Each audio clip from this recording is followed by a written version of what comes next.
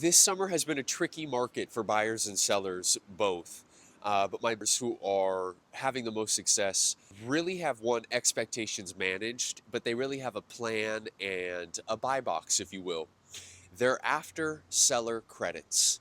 And conventional wisdom would say, oh my gosh, I want to get this house on sale. I want to get the discount.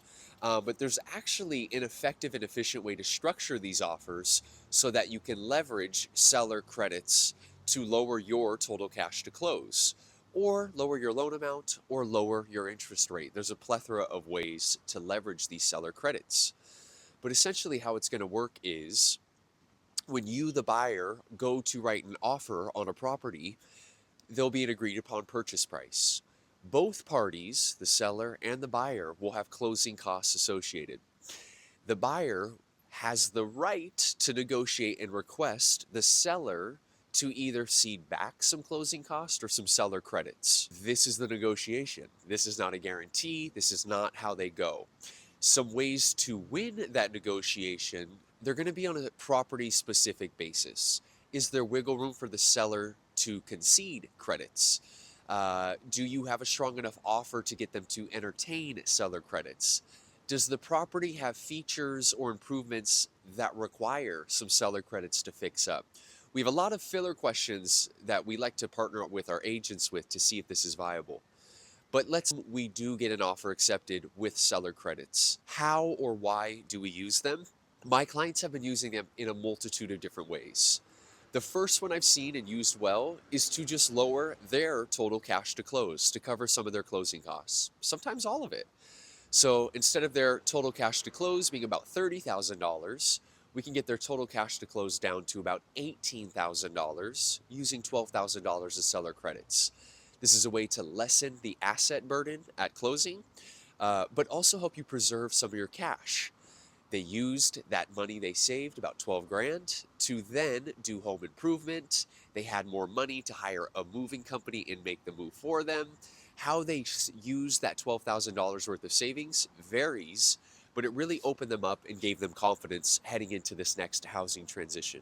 The second effective way I've really seen seller credits used, go buying down the interest rate on their now mortgage. And they can accomplish this in two ways: a permanent interest rate buy down and a temporary rate interest buy down. There's positives and negatives to both. One is temporary, one is permanent. How long are you going to be in the house? How much do I save monthly? These are all things worth considering once we enter and know that we have seller credits available. So having a plan, understanding the dollar on dollar return of how we deploy seller credits in your financing are very important. And everyone's goals and lifestyles are also a little bit different. I have clients that can stomach a high monthly payment because they have cash flow, but they don't have a ton of assets to deploy. So they could stomach the higher payment and the monthly payment, but they really just needed that 10 grand to help with the cash to close, and that moved the needle. This is a really interesting way, an effective way, that we can use negotiation tactics to make the mortgage and the payment work better for our clients. A success story we had here at Freestone of clients leveraging seller credits to make their mortgage work in their favor was a first-time home buyer, a young couple that we had down in Marion County near Salem, David and Michelle. They were approved to purchase a home at about $430,000 purchase price with 3.5% down on an FHA loan. Their total cash to close after down payment and closing costs was going to come out to roughly $25,000 to $27,000, and that was about everything they had to their name. They were comfortable with making that move, but understood that they weren't going to have, left over to buy a new bed or buy a couch.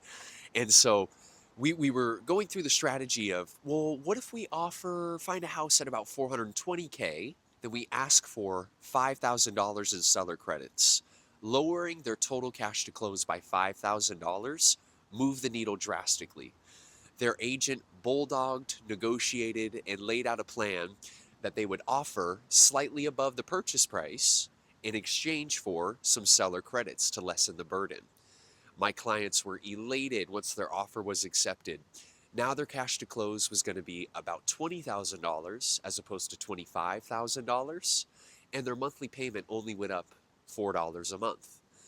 And so this is a really creative way where we can accomplish multiple goals, which is preserving their assets on their cash to close, but still getting into that home ownership and starting to build equity through their primary residence.